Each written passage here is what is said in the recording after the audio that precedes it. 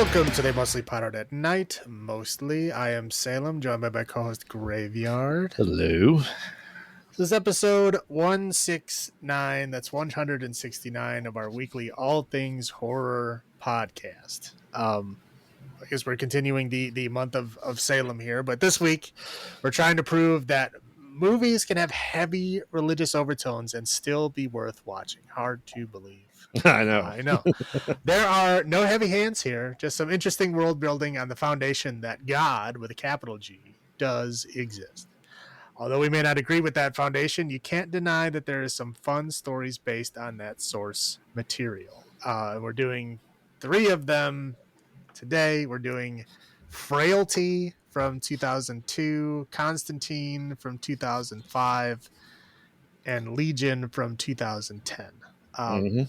All have some pretty big names in starring roles in these movies, so it's probably one of the most mainstream groups of films that we've done all at once. Yeah, I would.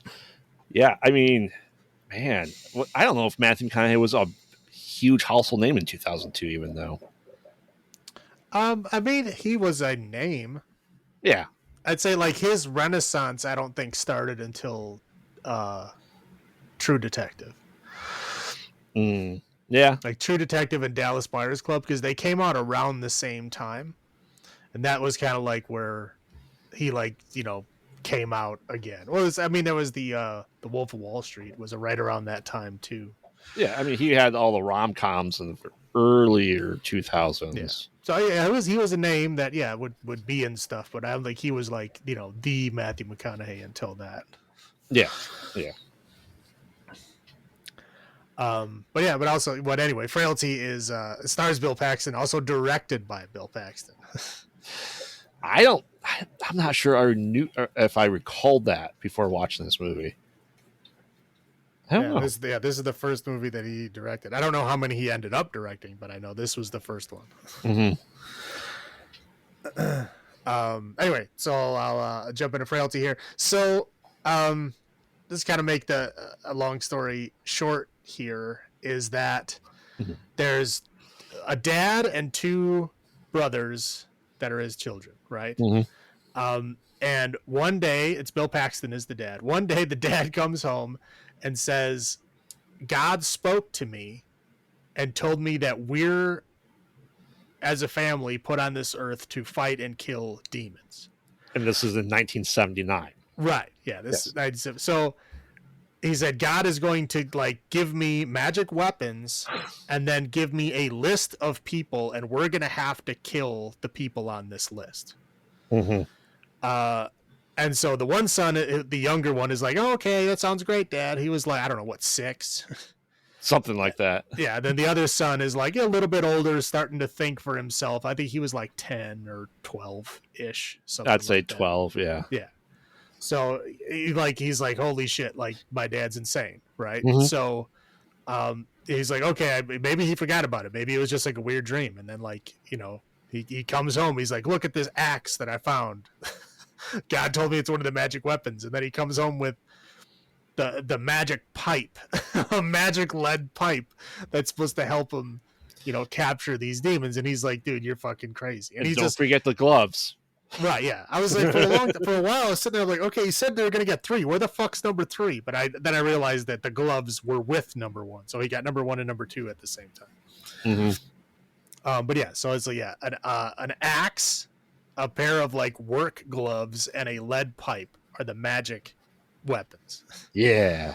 So anyway, the kid is hoping, okay, maybe this is just some weird fantasy thing. Hopefully he's not going to actually do the stuff. So he gets he comes home from work one day, I got the list, and he's like, whoa. What is this? So he starts going out and hunting, and he brings back a person. He has his sons come in the shed, and he touches them, and obviously it looks like he's getting some kind of reaction, right? And he's like, oh, did you see that? It was a demon. And then he fucking kills the lady with a fucking axe. And the younger son was like, yeah, I saw it, Dad, I saw it. And the older son is just he's just saying that because he wants to feel included. And with we're not dad's seeing thing. it as the audience either. No, we're not seeing it. And so we're like, the kid's like, my dad is insane, and my brother's just going along with it because he's our dad, right? He wants to make dad happy, so he's pretending like he saw it. Mm-hmm. And so he's like basically like rebelling against it, so he's like, Dad, you're crazy, like, you're just murdering people, you're not doing anything bad. So he does it again. The kid gets upset and he goes and tells the police. The sheriff comes over, and it looks like the dad has the sheriff like convinced that this is not going to happen, but apparently it gets far enough where the dad has to kill the sheriff. And he gets all upset. He's like, "Oh, you made me kill somebody. This is the first man I've ever killed." He's like, "I've watched you kill 2 people already." And he's like, "No, those were demons. Those weren't people." And he's like, "My dad's just crazy." Yep. Well, I mean, he did make him dig out like a 15 by 10 by 10 hole. Yeah, like cellar dungeon for their shed. Right. Yep. So yeah, the dad locks him in the dungeon shed that he made, and he stays down there for like, they don't know, weeks, just getting water. And the dad says, "You're not allowed to come back up until you're like ready to like be a part of the family." Yep. And so he finally gives in and he comes out. He's like, "Okay, I'll be a part of it." So he's like with them. They go capture a person. He's with them. They come all the way back to the house. They go through the whole thing where dad grabs them and stuff like that. And then he wants the son to kill him. And instead of killing the demon, he kills his dad. Yeah. And then the youngest brother kills the demon guy. Yep. And again, we're not seeing anything at this point. It just looks like murder all around. Now, the kind of wrapper to this, I didn't want to start with the wrapper in between because that gets confusing. Mm-hmm. So the wrapper of this is in the future. This is supposed to be the older brother goes to the FBI agent in charge of the case. The God's Hand Killer is the name of it. Because it's happening again. Yeah. Right. Yeah. Who is the younger brother is murdering people and leaving notes saying like, I'm doing this because God told me to do this, blah, blah. So the FBI is investigating the murders.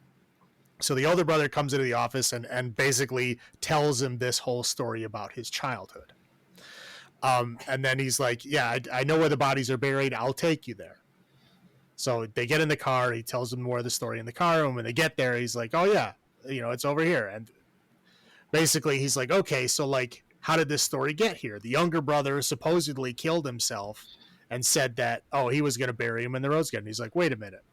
I thought the other brother promised that he was going to be buried in the rose garden." He's like, "Oh yeah, that's true. If I was the younger brother." Right. Big twist. Oh no. So like Matthew McConaughey isn't the older brother. He's actually the younger brother. Mm-hmm. And the older brother had already killed himself, or he killed him. After killing, the older brother killed lots of people. Right. Well, yeah, the older brother killed 6 people, but he just murdered 6 people because he was trying to get like noticed by his brother. Right. Who had been ignoring him to this point. Because the brother, again, is getting a list of people to kill from God, and if he doesn't kill people on that list, he's a murderer. If he kills the people on the list, those are demons, and that's okay. Right. So he had to wait until his brother's name got put on that list before he could kill him. So essentially he gets the FBI agent there. He tells him that like, "Yeah, I'm actually the younger brother. I'm the one that's been doing all the killing. The God's Hand murderer was my older brother who's killing innocent people. He's just a serial killer." Yeah. Right. And then we find out that, at the end, the FBI agent in charge of the case was actually a demon on the list. And when he touches him, we actually see the vision of him murdering his own mother. Mm-hmm. And then when we go back in time to the other story, we see when the dad touched these other people, they were demons. They were murderers. Yep. Like the one guy was like a pedophile murderer. We don't see what the other guy was. I'm assuming he probably beat the shit out of or murdered his wife because he was not very nice to his wife. And the woman was like killed her husband or someone. It was almost like a black widow. Right. Yeah. She would just like, there's a dude that's dead in bed and she was just like sitting there eating like it was no big deal. Yeah. So anyway, that's the big twist is that one, God did actually give him these, magic weapons and the list of people and everything, because at the very end, when they go to like check the the cameras and stuff to say, oh, here's the guy that came in. Like he was on all these cameras. He was seen by everybody. We should be able to find this guy. And all the cameras are all staticky where his face should be, so you can't see them. The guy that did actually meet him, he's like, I can't remember what he looks like. He's like a total blur in my head. Yep. And they're like, oh, what the fuck? So anyway, so the guy's like, oh, I'm going to go investigate the local area. I'm going to go talk to the local sheriff. So he goes and talk to the local sheriff, who is Matthew McConaughey. Yep. But he doesn't remember him. So he's just talking to him as as the sheriff, and he doesn't remember anything. And anyway, we find out, that he's like living his normal life in that town. Yep. And so he is actually the chosen of God and is murdering and God. Like his dad was actually for real. He wasn't insane. He was for real. And the older brother had so much skepticism that he couldn't see it. Yeah. Because he had no faith. But the younger brother did, and so he was able to see everything. That's the the twist in the ending. Yeah, because originally when the angel came to visit the dad, we just saw like a trophy start to glow a little bit. Like, okay, it's just like a headlight or a street light. And then, we see the angel that's supposed to be handing this list, and it's just like he's surrounded by sparks underneath the car, and maybe he's just like breathing heavily in the oil or the fumes there. Don't know. Right. No, yeah. Up until the end of the film, yeah, you're basically kind of led to believe that the dad is just crazy. Right. And the younger son is going along with it because he wants to like earn dad's favor. Oh yeah. And the older son is the only one that's sane. Mm-hmm. But really, it's the opposite. Great. Now, I mean, when's the first time you saw this? Did you watch it about when it came out? I don't think I saw it when it came out. I saw it within a couple years though. Okay. It was around in that area. I had watched it and I thought it was pretty good. And then I kind of forgot about it for like a decade. And then like a friend of mine was telling me how much he watched it again and how much he liked it again. I was like, oh, maybe I'll give it a second watch. And I gave it a second watch. I'm like, yeah, it was actually good. Because a lot of times you watch a movie as your younger self and you think it's good, and then you rewatch it a decade later and you're like, wow, this is crap. What was wrong with me? Yeah. Yeah. This is one of those movies where I watched it and I was like, no, this is actually a good movie, like a well-presented movie. Right. And my issue is I don't recall if I watched this or not, but like I remember every beat of it. Like I have watched it. So my best guess is I did watch it at some point in time, probably around 2002 when it came out, when I probably rented on DVD just because. But yeah, it's one of those like not really talked about movies anymore. Like I haven't heard anyone talk about it for years. It's yeah. I mean, I think it's kind of like almost like a cult classic at this point. So where if you've seen it, you know it, and you probably enjoy it, but it doesn't get the kind of like top billing that it should. Well, I think by 2002, everyone was kind of sick of the whole religious horror movies because we had the onslaught in the late 90s. I think by 2002, most people kind of like were sick of it at that point in time. Yeah, I mean, I don't doubt it. I don't know why it kind of flew under the radar back then. Yeah. But it did. I mean, it's like I said, it's like cult classic now. Like it's still around, but it's not. Yeah, I don't think it gets the recognition it deserves. For sure. Right. So high points. You want me to go first? Do you want you to go first? I can go first. All right, go ahead. I like to talk about what movies to see is between Meatballs and The Warriors. Hell yeah, dude. I'm like, yeah, those are. I mean, they picked like two classic movies from 1979 to go pick from, which I like that. I do like that the twist is that no, they were sent on a mission by God. Like I said, it's good hiding that fact the entire time. So they don't show us too much. Like, okay, the dad is crazy because obviously, like the younger son Adam goes, "Hey, I made a list." It's like bullies from school. Dad's like, even dad goes, "Yeah, no, that's not how this works." But yeah, I like the whole Fenton twist at the end too. It's not something you necessarily see coming. You know what I mean? No, and I'll get into that. I'll get into that on my other side here. But. Okay. Okay. And I think it's interesting that there's, with the serial killer that Fenton became is what the FBI are actually tracking. No one's paying attention to the like dozen or so other bodies that Adam has in the rose garden, right? Well, that's the whole twist is that God is protecting them. Yeah. And they're not seen, they're not gonna get in trouble because they're doing God's work. So God is like, literally shielding them from being seen. If they are seen, people can't remember what they look Yep. like or who they are. All of those things. Literally, God's hand is helping you do it. So yeah, so of course they're not the other guy, the one that's doing God's work is not even on their radar at all. Right. And they're not even missing the people that he's killed. Right. And he's not, let's face it, he's not burying them spectacularly to begin with because they're just miles above the ground level. Right. It's not like digging an actual pit. But no, he's just like, yeah, that's all me. Cool. Yeah, and I think everyone in the movie does a fantastic job. I don't think the kid actors are horrible in this at all. I think they do a decent job. Surprising. I know. Bill Paxton should have directed more movies with children in them. And honestly, I feel like, because the whole idea is this is religious movies that don't suck, is especially in religious movies that are horror, the kids' actings are generally the worst. But yeah, I think they do a fantastic job in this. Those are my highlights. How about yours? Yeah, I mean, I think Bill Paxton is great in it. Mm-hmm. Just kind of like that matter-of-factly, like, kind of rural dad that's like, very involved in kids' lives and like does everything he can to make sure his kids are happy. But then like he just goes, yep, we're going to go kill people.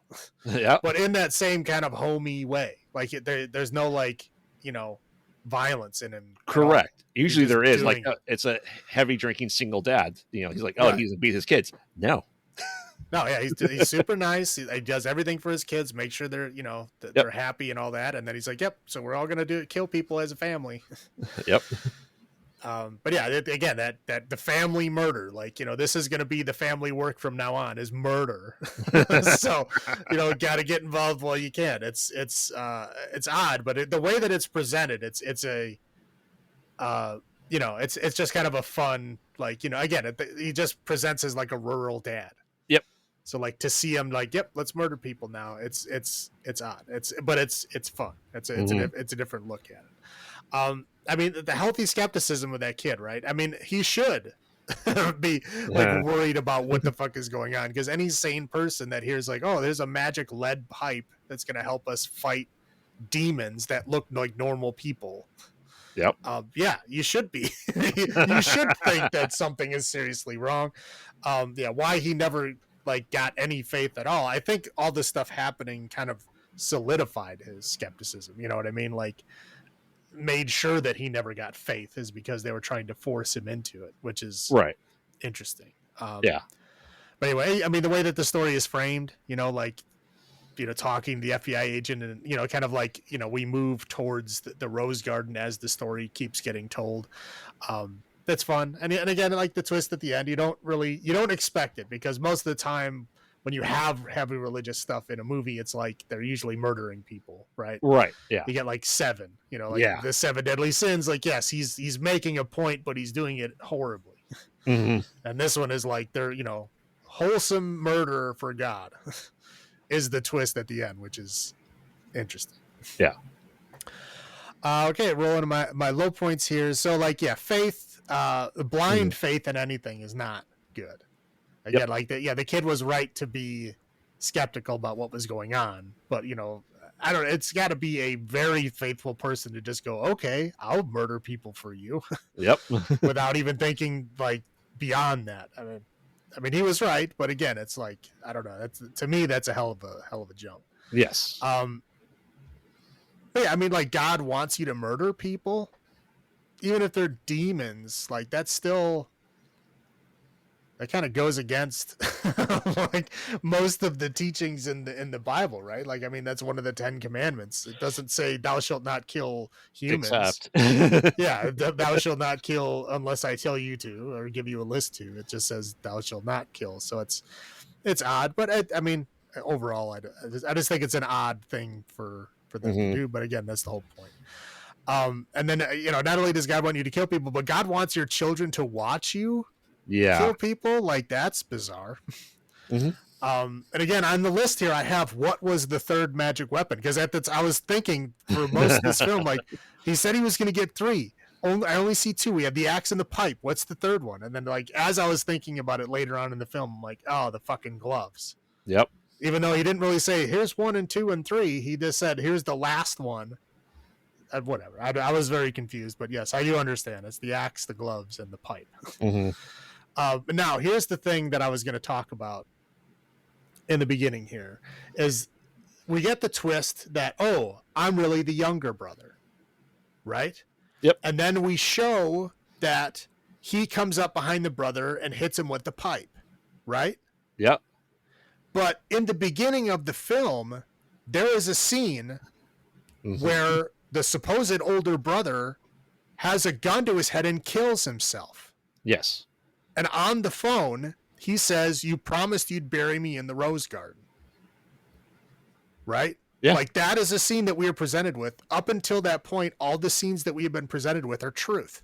Yeah. And then at the end, you realize that scene was a lie, which to me now means that the storyteller is now an unreliable narrator.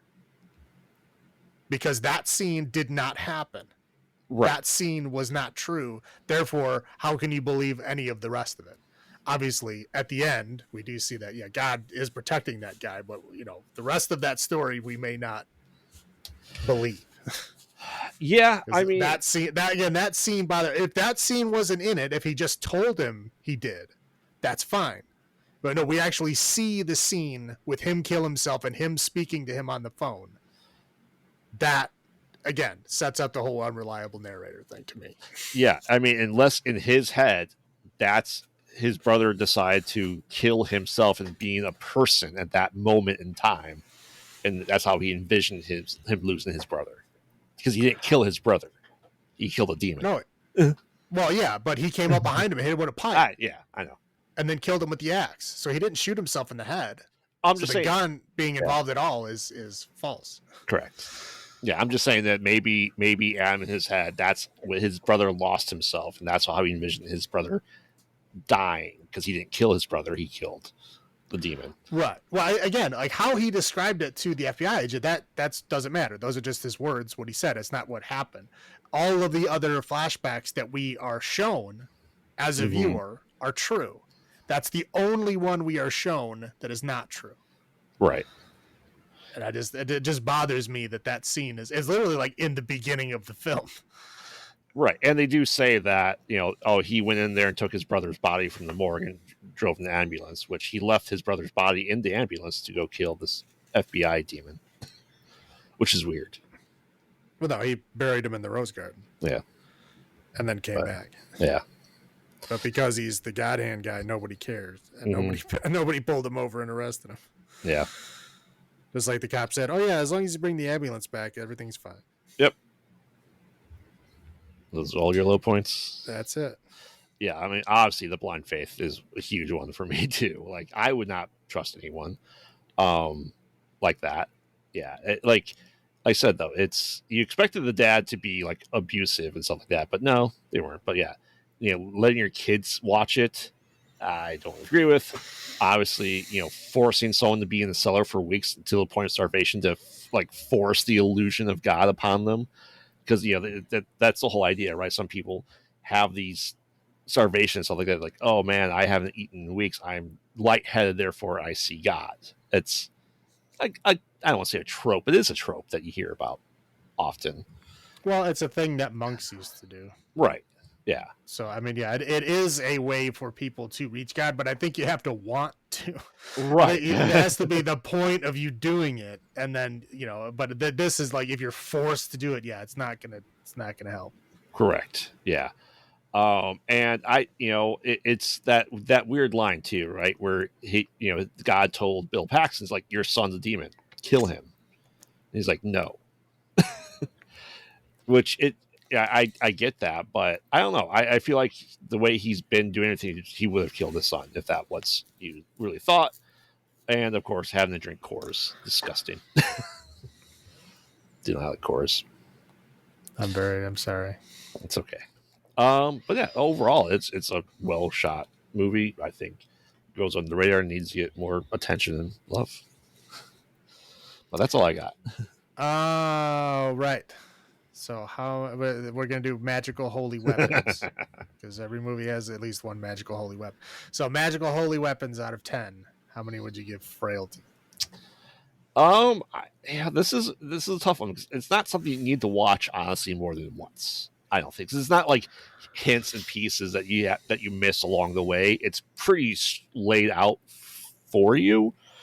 I can see all these other hints like you would like in Signs or um, why can't I think of it?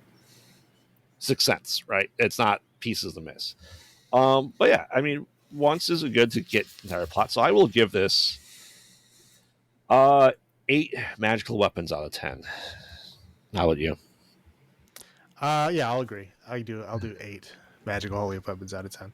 Um, yeah, I mean it's fun. It's you have to like not watch it for a while to get the full like it's not a movie you can watch like every year because if you remember like everything that happens, it's not as exciting. Correct. But if you wait a decade and then forget what happened, like at the end, I remembered that God was like there and like it happened, but I don't remember the rest of the story. Mm-hmm. So that's fun. Yeah. All right, so we're moving on to Constantine from 2005. Yeah. So Constantine, based on the Constantine comic or Hellblazer, I think is his other name Hellblazer, yeah. in the DC world, which is also part of the Sandman world. Well, It's separate first. well, they're on the different imprint. I think it's technically DC Vertigo, Yeah, which are technically different but worlds. but Constantine has shown up in the DC world at some Yes, yes, he point. is. Yeah, but yeah, starting Keanu Reeves and Rachel Weisz and just other names that you're like, oh, I know that person. But yeah, essentially we meet John Constantine, who has been diagnosed with lung cancer because he smokes 30 cigarettes a day for 20 plus years at that point in time. And we kind of learned everything that's going on. He's like, yeah, he is able to hunt demons, stuff like that. And we see him do like an exorcism of a demon, a person that traps the demon into the mirror and smashes the mirror. His sidekick is Shia LaBeouf for 8 minutes of the movie. He's It's a not in it a glorious lot. 8 minutes. It is. And so he's learning all this stuff. Meanwhile, there's someone in Mexico that digs up the spear of destiny, which is the spear that was used to actually kill Jesus Christ on the cross. It's in all God folklore that angels have as weapon. Whoever holds it is, going to lead an army. That's what Hitler is looking for in World War II. He wanted that spear. Yeah, Right. let's say. Well, it's also like they talk about it in like Hellboy and Yeah. and stuff like that. But yeah, it's the spear of Longinus. Longinus is the Roman name of the soldier that stabbed him with the spear, who later became a saint. Yeah. Because he didn't do it out of malice; he did it as mercy, Correct. so that he would die faster. It's Yeah. like back in those days when they crucified you. Yeah, you didn't die right away; you died over days. Oh, weeks sometimes. Yeah. So it was it was a mercy to get a stab in the side because that meant you would only last a few hours instead of days. Yeah, but like I said, Hitler wanted because it's the lore is whoever holds the sphere of destiny will have the unstoppable army. Right. Yeah, that'd be invincible. Right. Yeah. So all that's going on there, and then we get introduced to Rachel Weisz for her to jump off a building and die, which then we realize that she's a twin and she's a cop. If you want to call her a cop, I don't think she plays a very convincing cop in this movie. She's a detective. Well, she's barely detects. She found him, didn't she? That's true. That's detective work. Yeah, but all that stuff is going on there, and there's this precarious balance between heaven and hell. That it's essentially God and the devil have a bet to see who would win, how humans would be. It's the great experiment. All this is going on there. We find out that Gabriel, the archangel, wants the spear to bring the son of Lucifer into the world, and that's kind of the plot point and the big bad of this entire movie. But we're introduced to like the fat priest, as he's called, who is working with John. He's like trying to figure out why all these demons are starting to appear because they're not supposed to be allowed on Earth. And, there's rules, but yeah, essentially the fat priest is like, oh man, I found the dead body of the twin, touched her because he has the sight, and then drowns himself in booze because he doesn't think he's drinking it, but he's in fact like filling his lungs with it to the point of death. Before he dies, he stabbed himself in the hand to carve out a symbol that is in was it Revelations? And the Revelations, the book that doesn't exist in the normal Christian world, but like Corinthians. But it's the symbol of Mammon, who's the Antichrist. Right. Yeah. Most people think the Antichrist is Lucifer. No, the Antichrist would be the son of Lucifer. That's why it's Christ. Right. Which is interesting that some people don't look at it that way. So all that's going on there, and then we're trying to figure out what happened to Rachel Weisz's twin sister. And Keanu's like, well, I gotta go to hell. If she killed herself, she's in hell because that's where you go if you kill yourself. He's able to hold a cat, put his feet in water, and goes to hell and finds her there. It's like, yeah, she killed herself. Like, well, she would never do that. So then becomes an investigation of why she did it, and we kind of learn along the way that her and her twin sister have the sight. They're able to see demons for what they really are. But Rachel Weisz's main detective kind of puts that aside as she grew up. She's like, I don't want to believe it, blah blah blah. My sister's insane. And Keanu tried to kill himself at 15 because he had the same sight, right? And so, no, well, you're going to still live, but now you have to do kind of like God's work. You have to kind of balance the playing field, even though he's dying. And no matter what he does, even though he's trying to do all these good things, he's still going to hell because he killed himself. He's like, well, yeah, I only have a couple months, so let's do this. And he uncovers the plot. And lo and behold, is that the Antichrist is kind of now in Rachel Weisz, and they're trying to set him free. And Gabriel, played by Tilda Swinton, is doing that because, well, why should humans have all the love? Because they haven't earned it. So only the people that survive the apocalypse will be truly worthy to be in heaven. And Keanu was like, yeah, that's great, I can't stop this, and then slits his wrists and calls in the devil because the devil wants to collect his soul personally, and he sees what's going on there. He's like, that we can't do that, so stops that from happening, blows off of Gabriel's wings after Gabriel killed Shia LaBeouf. And Keanu's like, okay, cool, guess I'm going to hell. But nope, he did the good thing. He stopped the apocalypse, so he gets to go to heaven. And Lucifer goes, yeah, no, and then rips the tar and damage to his lungs off. Like, yeah, you're still mine. You're still alive, so suck it. You still have work to do. And he goes back to visit Shia LaBeouf's grave, and then he's an angel at the end, setting up the sequel that we have yet to get. Supposedly they're making it, though. I know. Keanu is trying to champion it. I don't know if it's actually going to happen, but from what I understand, there's like at least a script. I don't know if they're actually like making it. There's been many talks of it being in the Elseworlds category by James Gunn, not part of the Phase 1 Gods and Monsters, just a separate thing, and they're going to eventually introduce a new John Constantine into the DC one way or the other, because we had Constantine in the TV show, we had Joanna Constantine in Sandman, so the character's still around in a lot of properties. So, well, yeah, it's like whenever you need a person to like fight demons or whatever, it's always the guy. They do that. A lot of the worlds do that. They keep bringing back a character because it's the only one they can think of that would do certain things, like Ghost Rider of the MCU. Yeah, or like in the MCU, anytime you need anybody who's like a tech person, it's always fucking Tony Stark. Correct. Like every time, every movie that needs a tech guy, it's always Tony. Despite what was his name? Is it Data? Data. That Edmund Moss background played in Punisher. Microchip. Sorry. Yeah, I mean, he was supposed to be a good tech guy. He was supposed to create all these things for Frank Castle in the comics. Those were just weapons. I know. He was supposed to be a hacker. Yeah. Still tech guy. Well, there's a lot of other people that could do it, but it was like they'd always just go to him because it was, again, a lot of like worlds like that. It was like, one person that they go to for anything relating to this subject, and that's how they do it. Yeah, yeah. I mean, But he's even Frank. like, sorry, go ahead. I say he's Frank. He's Frank's his whistler. His whistler essentially. Right. So it's Yeah. yeah, they have I don't know if you ever watched any of the like the Green Arrow or Flash. No. Um I watched it for a while. I didn't watch all of it. It got after a certain point I was like, oh. But anyway, this won't be the first time I mentioned Green Arrow in this, just so you Okay. know. So Constantine from the show shows up in those shows. Okay. So it's like they brought the Constantine show had been canceled at that point, but they brought back the same actor, the same outfit, the same character, and they brought him back again because we have a demon thing situation going on here. Who are we going to call? Right? It's the DC universe, so you have to call Constantine. That's just the way things go.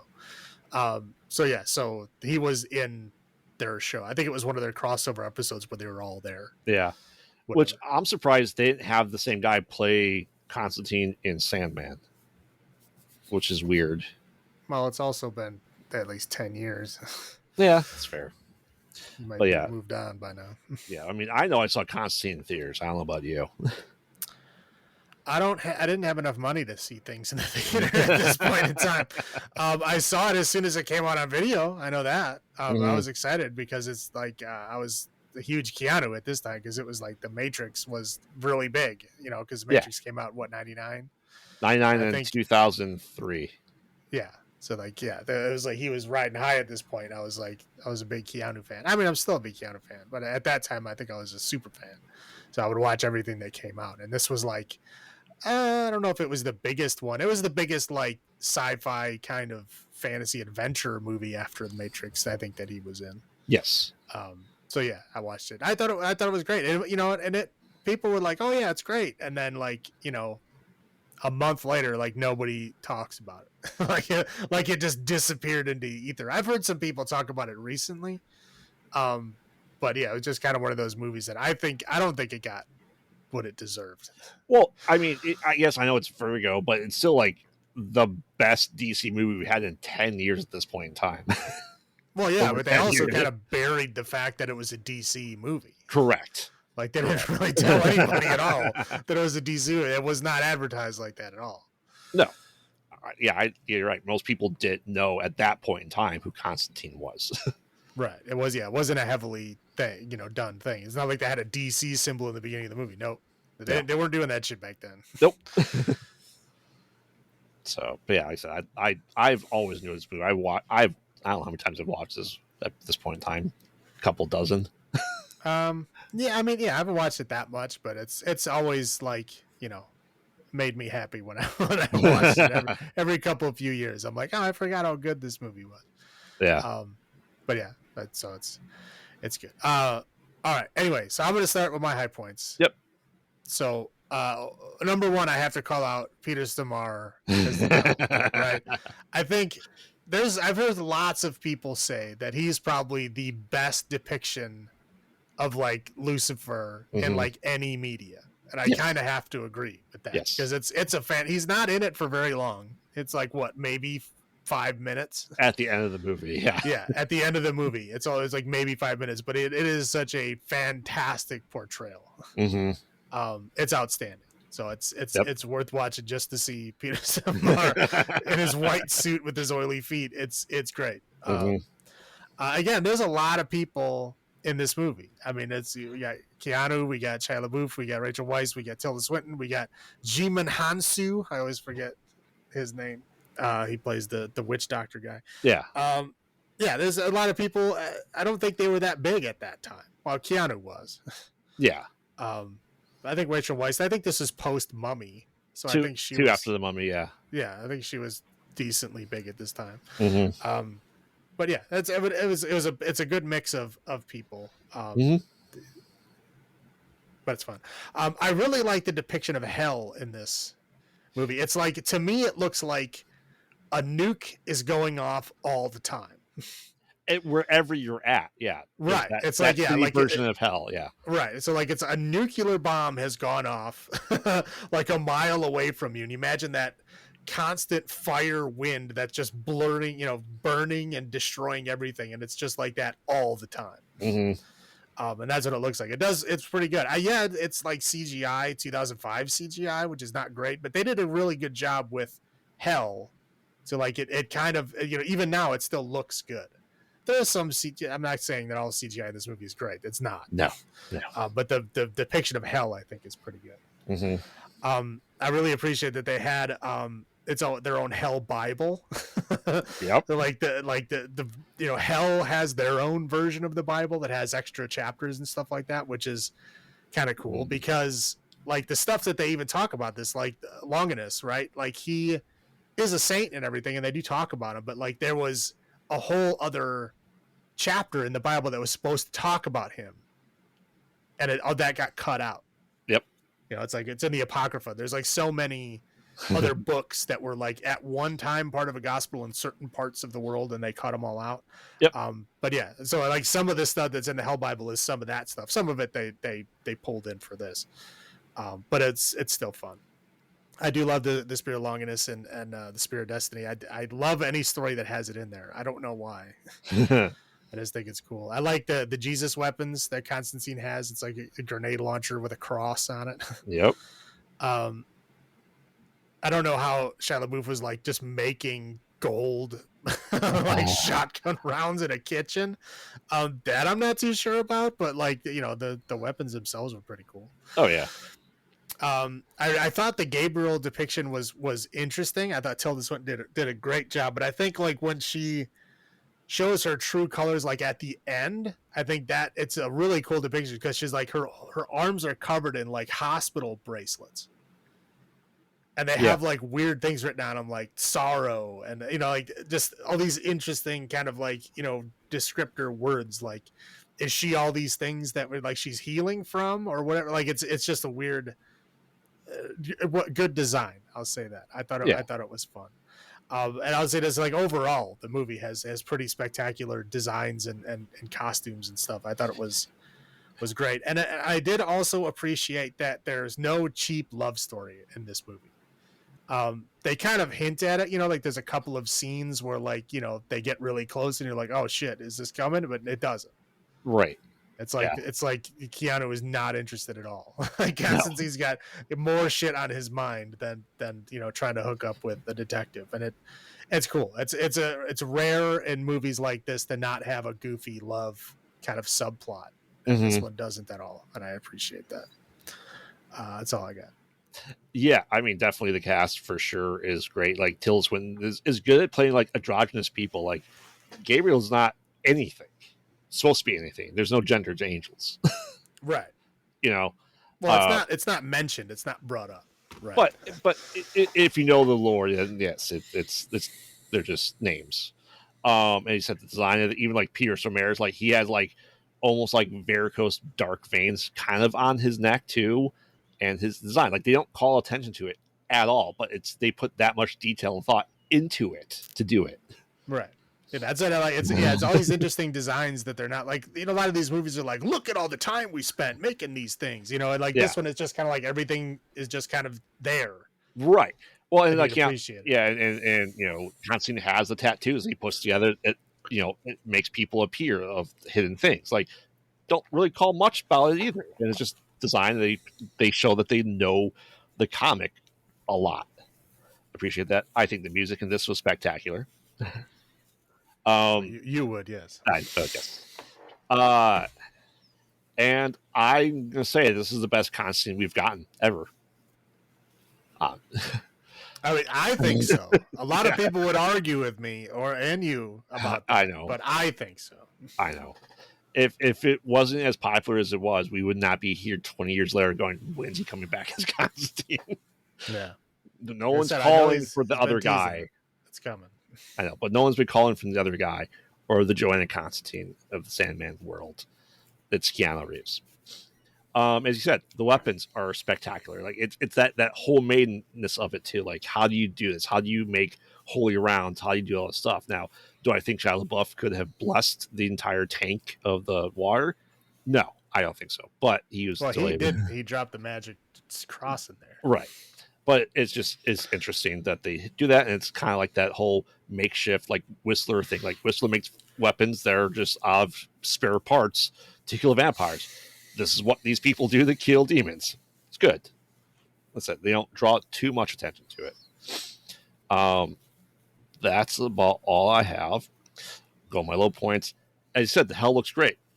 The other stuff, the effects don't hold up. No, I said not at all. I just said the hell part did a great job on. Like the demons are definitely dated. Yes. They're not horrible. Like they're not like hurting me to see them, but it's like, yeah, they definitely are aging for sure.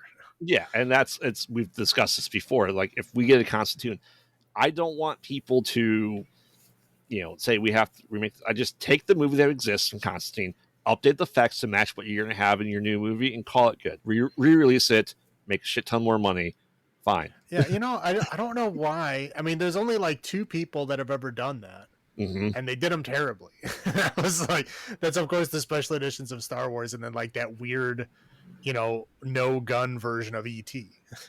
Yeah. Those are like, I guess they got such a bad reaction to those that they decided to stop doing that. But I don't see the bad thing about redoing the effects, as long as you're not changing them to be something else. Right. You keep what they are, you just make them look better. Yeah. I don't see why they don't do that more often. I really don't. And especially maybe because the CGI is fucking expensive. Maybe that's why. I mean, I think if you want to make a gangbuster again, release Constantine with what the demons are going to look like in the new one, and call it good. I wish they would do that. There's so many movies that are good other than the dated CGI in them. I think we talked about this in I Am Legend. Like, I Am Legend is a great movie, but those vampires are old looking. Like they do not look good. But if you would give those a pass, like do them on today's standards of CGI, I think it would be re-release that movie. I think it would do great. Yeah. But I don't know. There's a lot of movies that they could do that with, and I haven't heard anybody talking about it. Like the Scorpion King in The Mummy 2? Yeah. Well, I think that's part of the heart of that movie. like everybody always talks about how bad it was. At this point, it's just part of its character. I know. Yeah. I'm gonna say cats. I don't like cats, but they're like, no, they're half in hell anyway. Cool. Oh, I thought you meant the movie Cats. I'm like, what the fuck are you talking about? Like, yeah, cats are that evil. They're almost in hell anyway. I think that's funny, but they have feet in both worlds. I know. And like I said, and this is the down point because the post credit stinger to Constantine 2 that we never got. Yeah. Well, yeah. Yeah. But I mean, it wasn't this movie's fault. I mean, I don't think it did bad enough to not get a sequel. It's just, I think Christopher Nolan came out with Batman Begins. They were doing Grounded. So, oh well. Yeah, I don't know what happened. It's probably one of those things where it just, the stars didn't align. They never moved forward with it. They couldn't get the money, so they never greenlit it. Who knows? Yeah. Those are my low points. How about yours? Yeah, smoking is bad for you. A bit.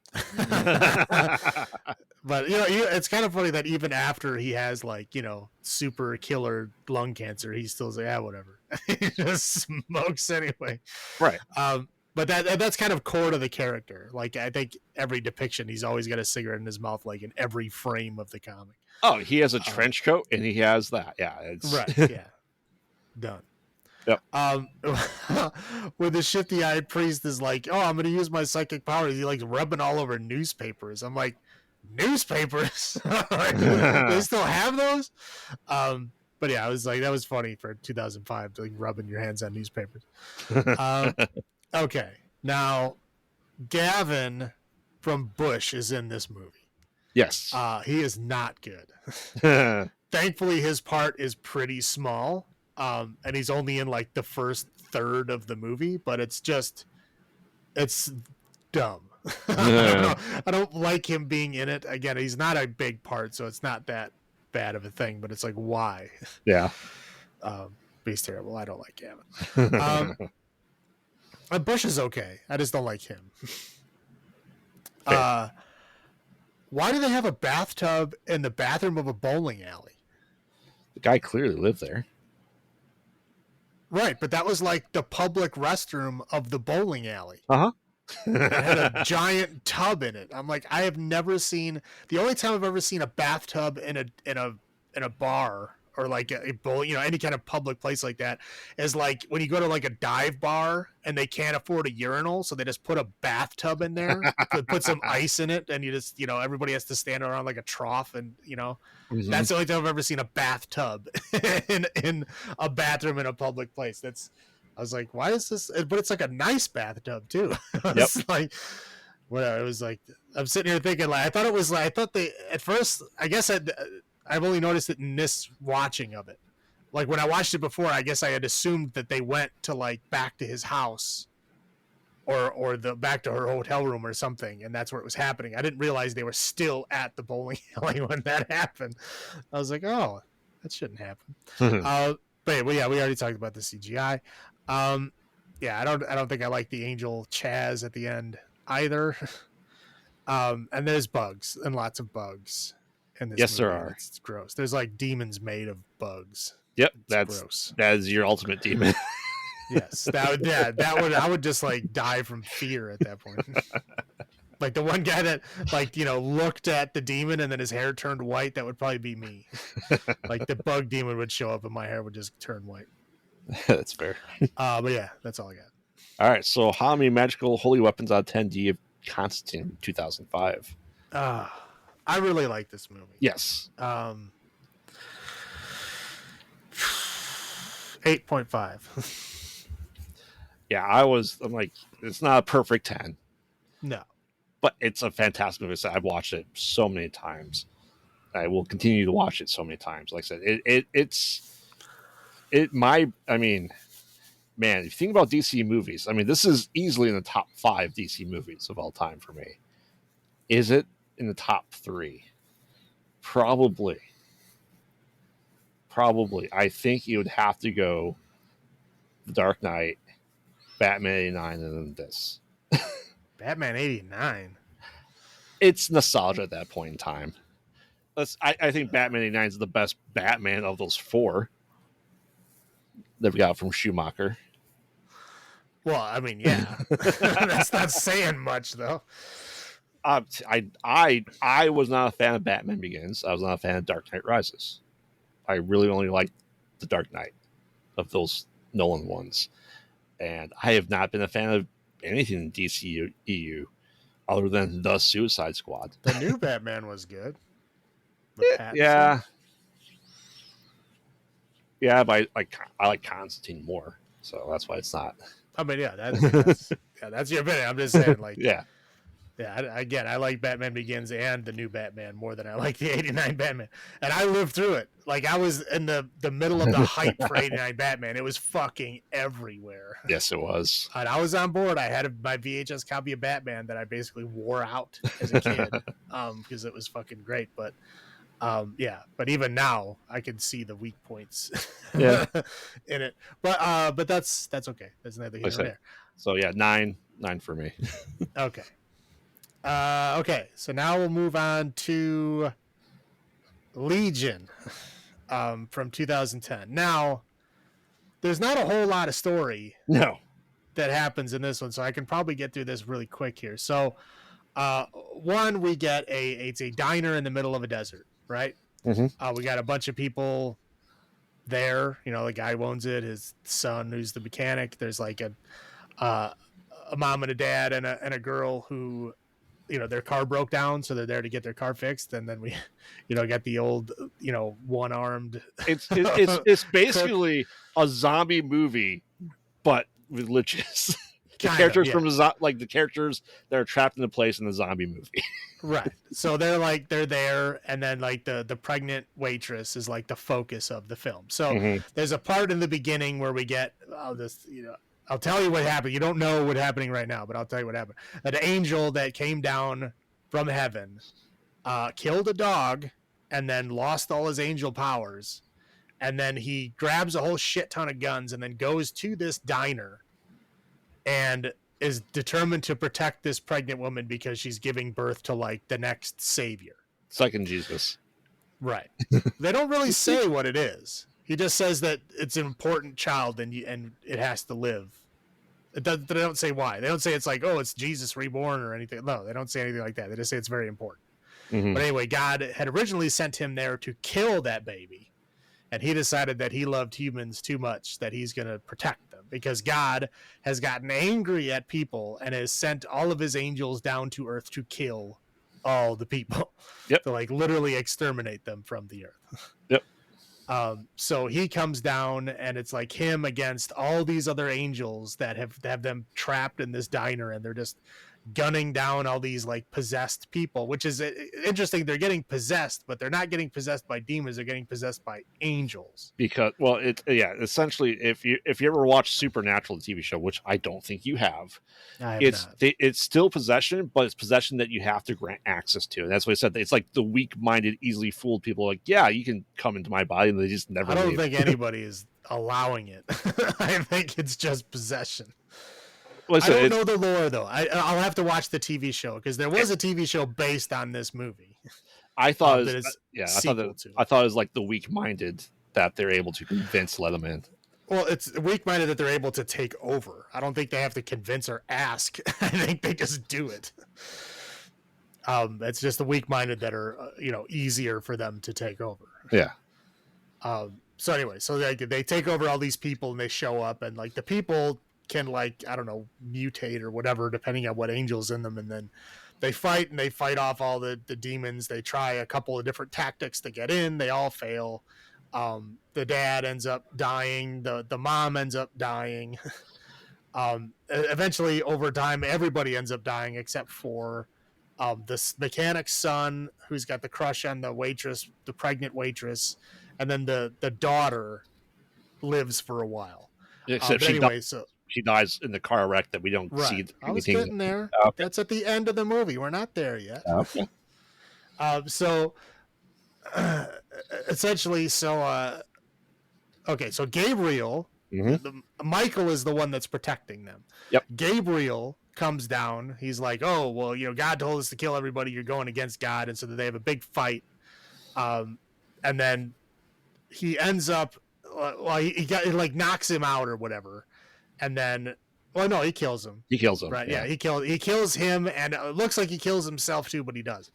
Yep. But anyway, so he kills Michael. Michael puffs away, but it's enough for them to get away. So that's what the daughter was in the car when they got away. They get in a car crash, and she just dies. I want to say they probably were like going to keep her around, and they just kind of like cut her out. Yeah. Oh yeah. It feels like that. Yes.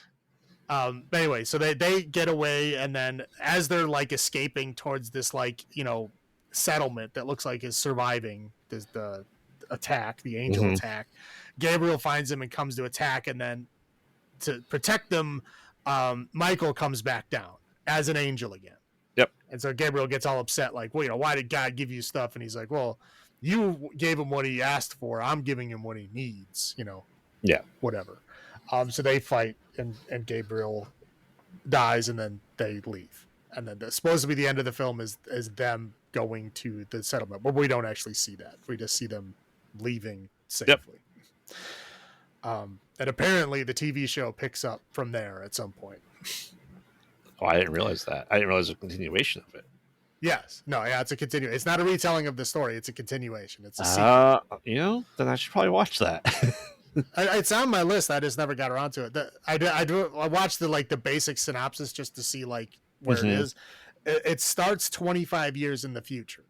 Oh, when the baby's not helpless. Right. So but they don't know who the baby is. The baby was like living in secret because they can't tell anybody who it is, because then the angels are still there killing people. Because Gabriel decided that, well, God told me to kill all humans, so I'm just going to keep doing it. Mm-hmm. So he and all of his, the quote unquote dogs of war, the lower angels, they all stay on Earth and are like warring against humanity. And so, 25 years in the future, they live in a city called Vega, which is really Las Vegas. Right. And then, so they're like, those are the people that 25 years in the future, they're still at war. And then like Michael and Gabriel are still like fighting each other. But it's like them, basically figuring out who the savior is and then how they're going to save humanity or whatever. Yeah. I've never watched it. I don't know. This is just I just watched the intro. I didn't watch the whole synopsis. Or I didn't read the whole synopsis of the whole series because I didn't want to ruin it if I ever did watch it. I just wanted to like read what the beginning, like the plot beginnings were. And that's what it Okay. is. But Dominion is the name of the show. Dominion, like, okay. It was a sci-fi show. It was on. I think it was on around the same time as Defiance. If you remember Defiance. Oh, okay. Yeah. Oh, yeah. I definitely remember Defiance. Sci-fi had a lot of original shows at that time, and Dominion was one of them. I think it had 2 seasons. Okay. I knew it was there. Like I had seen it happening, but at that point I was like, I don't like watching a show if I haven't started at the beginning. And I just never cared enough to start. But rewatching Legion again, I'm like, yeah, maybe I should. I do like this movie. Yeah. Anyway, okay. So you can go ahead with your high points unless you want to say anything first. Oh no. Yeah. I mean, I know I saw this in theaters too.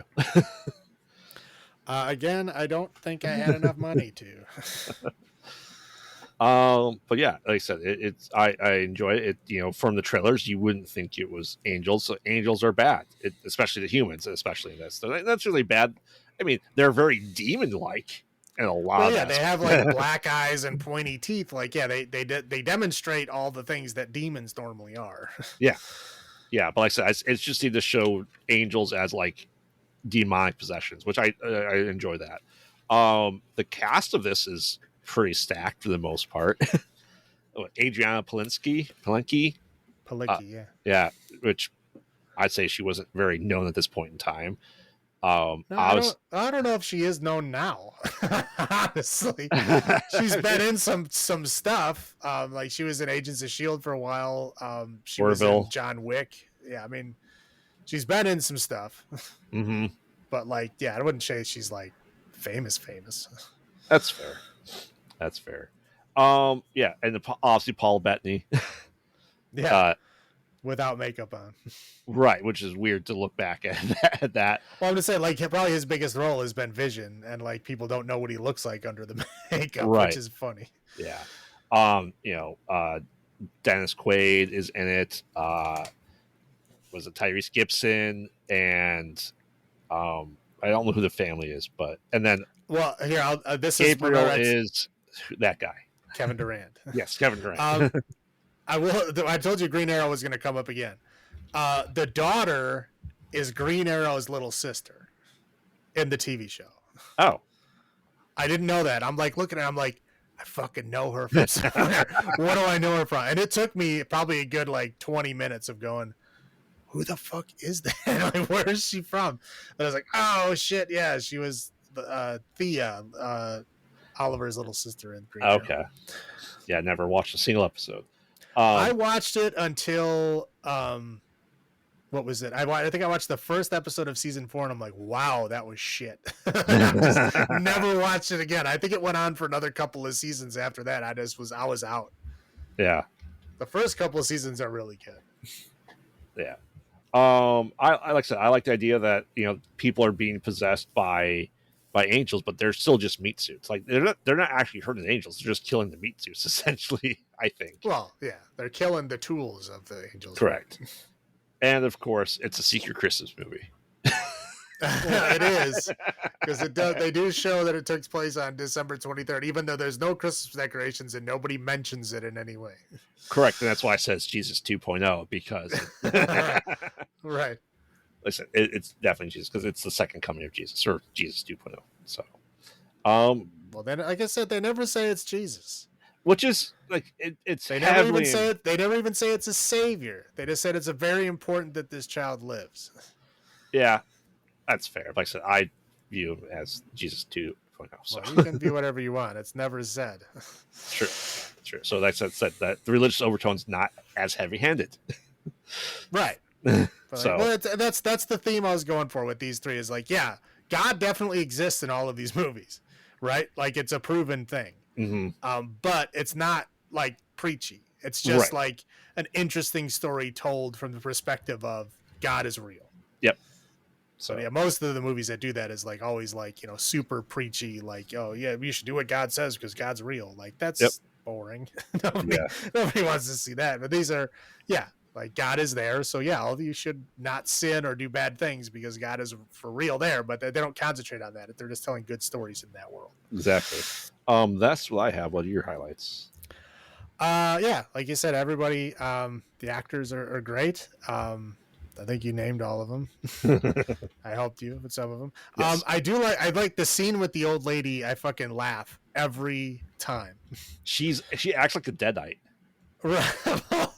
She's just like an old lady who comes in with a walker and is sitting down and like orders food, and then like she slowly kind of like jumps off a cliff, right? It's like she starts off with like, oh, she's racist. Oh, she's just a shitty old lady, like trying to, say how bad the pregnant girl is because she doesn't have a dad or is married or whatever, right? So she's just, oh yeah, she's just old school. It's like that old school racism you see in old people all the time. It's like, Mm-hmm. okay, that's what we're dealing with here. And then all of a sudden it just goes off the fucking deep end, which she's like, your baby's gonna fucking burn. Yeah. That line I just laugh every time because it's so like you don't expect it. No. And no, everybody in the movie is like, what the fuck? And then I'll say like they are quick to the shotgun. Yes. Like it's an old lady that yeah, she bites some dude, but like she bites some dude and then like crawls on the ceiling and then they're like boom boom, like immediately shooting at her. Mm-hmm. So it's like I don't know, if I saw some lady crawling on the ceiling, I'd be like, what is happening? But I don't think I would start blasting her right away. But hey, that's what saved him. Paul Bettany has like these cool angel tattoos. Mm-hmm. I thought they were pretty cool. I was wondering, I'm like, a lot of people get like tattoos from movies and stuff. I was like, I wonder if anybody's gotten these tattoos, like, because they're kind of like it's a full body thing. Yeah. It's like I wonder if someone, because there's lots of like pictures and angles that you can see it from. I was like, I wonder if anybody actually got these. I don't know if this movie's popular enough to do that, but probably not. but yeah, it's like it's interesting. Like you kind of mentioned this before, but like God is kind of like the bad guy Mm-hmm. in this movie, and angels are like the bad guys. It's always the other way around, right? It's always like demons and Lucifer are the bad guys. And this one, it's like God is a bad guy. He's like fuck people, kill them all. Yep. I mean, I've been there, God. I'm with you. I understand the pain of wanting to kill everybody. I get it, but like, come on now, you're God. You're supposed to like, yep. Be able to roll with the punches. I think. And again, like the ending is kind of open. I mean, I guess it was set up for a sequel. I know they ended up getting a TV show sequel. I don't know if they quite expected that, but it is definitely set up for a sequel. And and I like that open ending was fun. I think that's it. Okay. For high points. We're going to my low points here, like dog murder. Right? Like, what the fuck was that? Like, Michael comes down and he's like wearing his, like, I don't know, angel shackle around his neck or whatever. And then he just like randomly murders a dog. And then all of a sudden he's like stripped of his angel powers. Yep. But then, like, the other angels are just like murdering people like crazy. And nothing happens to them. Correct. It's just bizarre. It's just like, well, I don't understand. Like, he kills a dog and it's like immediate that he loses his powers, and then like everybody else can do whatever the fuck they want. Well, that dog was not on the list. I guess not. The CGI gets kind of dated in certain spots here. Yeah. I mean, like the lady on the ceiling, the ice cream man's mouth. Like some of these things are dated. You can tell that they're in 2010. Oh, the ice cream mouth guy's head looked like the vampires from I Am Legend. Yeah. I mean that dude. That's Doug Jones. He looks weird in real life for sure, but obviously his jaw doesn't do that. There's lots of bugs again. Oh, they drive into a swarm of bugs. Yeah, it's nasty. Like I could like flies coming through the vents in your car. That's like nightmare. There are periods in this movie where like it seems like that people just have unlimited ammo. Like they have guns and they're just like shooting these demons. No one is reloading and they're shooting hundreds of times. I'm just like, I know he has a lot of ammo in his trunk, but no one is shown reloading. I think Paul Bettany is shown reloading like one time. that was it. Yeah, just bizarre. But yeah, I think that's all I got. Yeah, for me, definitely the raw steak. Gross. for sure. Like, like I know people eat steaks black and blue. I can't. Like, I watch, bearded butchers. I can go, I want to eat that right now as is. That thought has never crossed my mind. No, I mean I'm not a well done guy, but No. like it needs to be cooked. Yes, if you can still see individual muscle tissue and fibers, Yeah, it's not no, cooking. like if it's slimy or floppy, no. Yeah, yeah, that seems gross. Um, and he's talking about Doug Jones being Ice Cream Man. I go, that's a waste of Doug Jones. He's barely in it. Oh yeah. Like, he's such a good character, tall, skinny guy actor. Like, he needed to do more than just be the Ice Cream Man. Well, they could probably only afford him for one day or I something. guess I don't know. I'm like, yeah, it's a waste of Doug Jones. Why don't they? If the Angels don't care about anyone killing everyone to get to the baby, why not just drive into the restaurant? Like, you have cars, you have meat suits, you're not going to get hurt by it. Just fucking drive into the building and kill it.